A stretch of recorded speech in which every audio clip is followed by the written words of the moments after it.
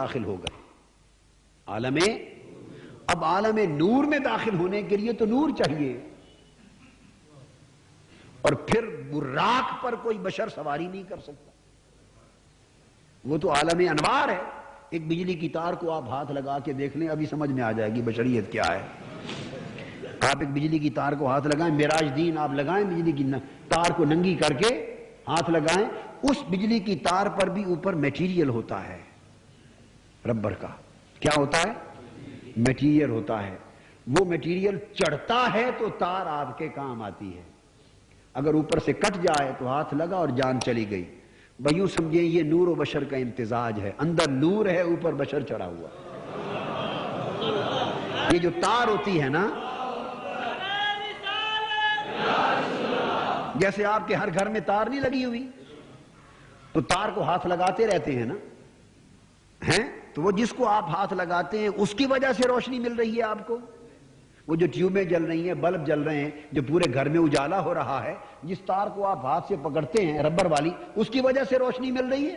نہیں، وہ تو اس کے اندر کچھ ہے، اس کے اندر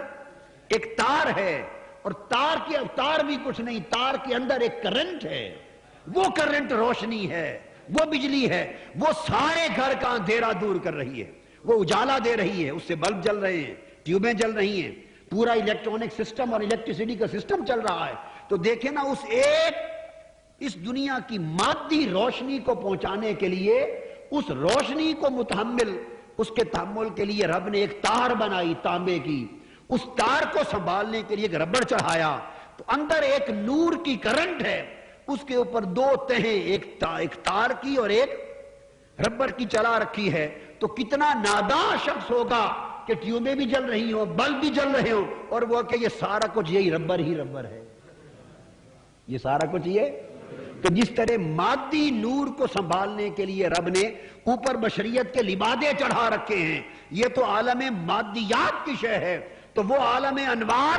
کہ جس نبی کے نور پر عالم انوار بھی مات پڑ جائے، نبی کا وہ عظیم نور جہاں جبرائیل امین کا نور بھی جواب دے جائے، براق کا نور بھی جواب دے جائے، رف کا نور بھی جواب دے جائے، اور عالم لامکان کا بکہ نور بھی جواب دے جائے، وہ نبی کا نور جہاں سارے انوار نیچے رہ جائیں، اس نبی کے نور سے ہمیں فیض دینا تھا، تو بشریت کے لبادے نہ چڑھائے جاتے؟ ایک مادی سا نور ہے، اس کی خاطر اوپر لبادے چڑھائے گئے ہیں، اور ہم لبادے دیکھ کر بھی سمجھتے ہیں کہ نہیں یہ چڑھائے ہوئے لباس ہیں، حقیقت نہیں، حقیقت اس تار کے اندر ہے۔ جب وہ آپ کھولتے ہیں اور تار تانبے نکلتی ہے، آپ کہتے ہیں نہیں یہ بھی مغالطہ تھا، یہ بھی حقیقت نہیں، کرنٹ اس کے اندر ہے۔ تو گویا حقیقت کئی تہوں کے نیچے ہوتی ہے، سب سے اوپر پیغمبر کو لبادہ بشریت پہنایا جاتا ہے۔ جن لوگوں کی نگاہ بشریت کے لبادے پر جاتی ہے، وہ مغالطے میں پڑ جاتے ہیں، وہ کہتے ہیں بشر کی رٹ لگائے رکھتے ہیں۔ وہ عارف کی نگاہ جو لبادہ بشریت سے آگے گزر جاتی ہے، وہ پردہ اٹھا کر اندر دیکھتی ہے، اندر اسے نور نظر آتا ہے۔